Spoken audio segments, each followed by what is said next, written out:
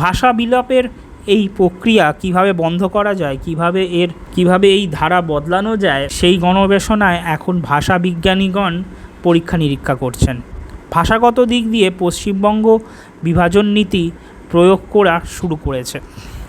বলা যায় না আদূরে ভবিষ্যতে এর প্রকৃত স্বরূপটি হয়তো আমরা দেখতে পাবো, কিন্তু আমরা এই বিভাজন নীতির প্রায়োগিক উৎকর্ষটিকে ঘৃণা করি।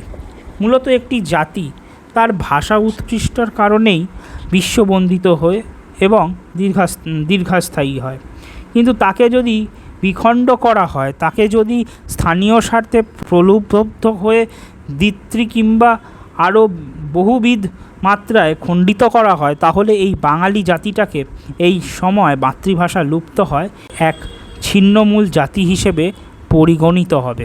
বাংলা ও বাঙালিকে বিখণ্ডিত করার পশ্চাতে যে রাজনীতি খেলা করছে তা অবশ্যই অনভিপ্রেত। ঐতিহ্যের উৎকর্ষতার দিক দিয়ে বাঙালি হারবে তার বাঙালিত্ব। কামতাপুরী, গোর্খাল্যান্ড, ঝাড়খণ্ড প্রভৃতি নামে ভাগ করার ফলে পশ্চিমবঙ্গকে আর আমরা পশ্চিমবঙ্গ, বাংলা বা বঙ্গ যেই নামে অভিভূত করি না কেন, করাই যাবে না। হয়তো আমরা শেষ পর্যন্ত বাঙালিই থাকব না।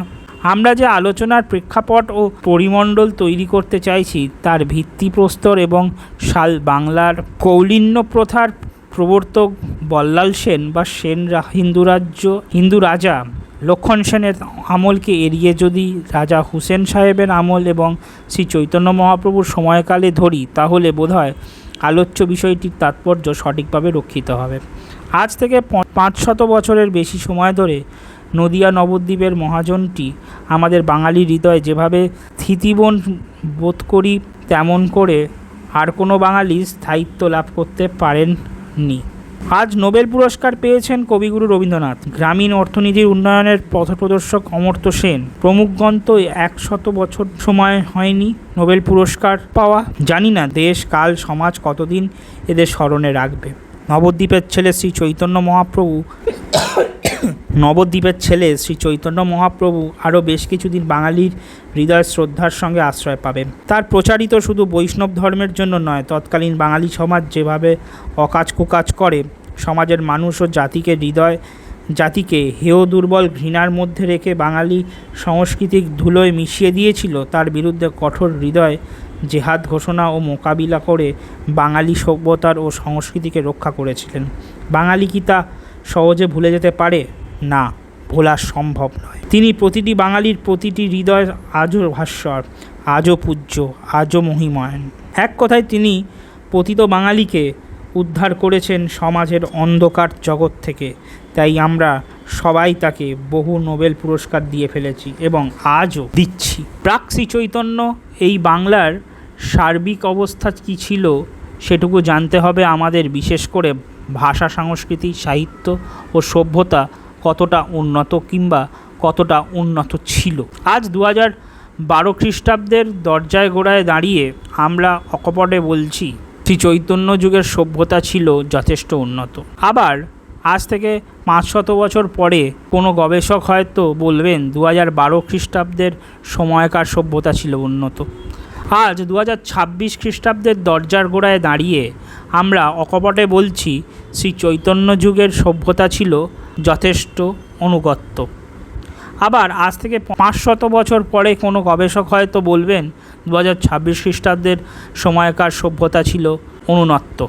আসলে যখনকার কথা বলতে যাচ্ছি তখনকার সমাজ ব্যবস্থা, সভ্যতা, সংস্কৃতি প্রভৃতি ছিল সে সময়কার উপযোগ্য উন্নতি। সময় বয়ে যাচ্ছে, দিন বদলে যাচ্ছে, অতএব সমাজের সব কিছুরই পরিবর্তন হচ্ছে, পরিবর্তনশীল জগৎ। চৈতন্যদেবের সময় যে উন্নত সভ্যতা ছিল তার পরিপ্রেক্ষিতে তিনি অনুভব করেছিলেন এই অপরা সমাজ ব্যবস্থা চলতে থাকলে দেশটা গোল্লায় যাবে। সত্যিই তা কলঙ্কে ভরে যেত।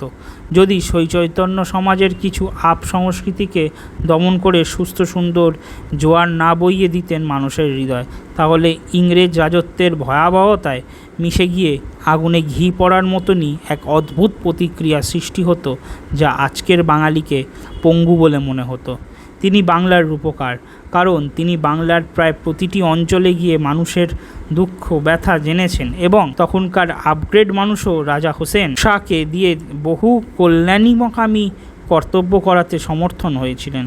আজকে আমরা বাঙালিরা যেভাবে প্রায় সার্বিক সুখ ভোগ করছি তার মূল পথপ্রদর্শক বা প্রতিকৃত এই হরে কৃষ্ণ হরে রাম বলা মানুষটি। বাংলার অভিধানে, বাংলা সাহিত্যে, বাংলার ইতিহাসে, বাংলার দর্শনে, সর্বোপরি বাংলার সমাজে চৈতন্যদেবের স্থান স্বনাক্ষরে চিরভাস্বর হয়ে থাকবে। এই চৈতন্যদেবের আমল থেকে মূলত বাংলা কথ্য ও লেখ্য ভাষার সমৃদ্ধি ঘটে, যার জন্য লেখ্য ভাষাকে কৃষ্ণনগরীয় ভাষা বলা হয়। বললে অত্যুক্তি হবে না, নবদ্বীপের ভাষাই বাংলা সাহিত্য সংস্কৃতিকে সমৃদ্ধ ঘটিয়েছে। আর কথ্য ভাষা, যা এখনকার 19টি জেলার আঞ্চলিক কেন্দ্রিক মানুষের ব্যবহারিক জীবন কথা বার্তা হিসেবে আঞ্চলিক ভাষার রূপ নিয়ে প্রতিভাত, তাও এক প্রকার নদিয়ার ভাষারই অপভ্রংশ। অতএব তদব্য ও তৎসম হয়ে আমাদের চলার ও ছন্দের জীবনের প্রতিভাত হয়েছে। আমরা আজকের এই পর্বে শুনে নিলাম ভাষার উৎপত্তি কোথা থেকে হলো, ভাষা আমাদের মূল স্রোতে কিভাবে নিয়ে এলো, কিভাবে শ্রী চৈতন্যদেবকে বাংলার নবরূপকার বলা হলো। শুনতে থাকুন, দেখতে থাকুন বাংলার সমাচার দর্শন, যেখানে বাংলা তথা নেতাজি তথা স্বাধীনতা সংগ্রামী তথা বাংলার সব কিছু তুলে ধরা হবে। ধন্যবাদ। ফেসবুকে দেখে থাকলে অবশ্যই ফলো করে দেবেন, ফেসবুক ও ইনস্টাতে দেখে থাকলে অবশ্যই ফলো করে দেবেন এবং ইউটিউবে দেখে থাকলে অবশ্যই সমাচার দর্শনকে সাবস্ক্রাইব করে দেবেন। ধন্যবাদ। জয় হিন্দ, বন্দে মাতরম।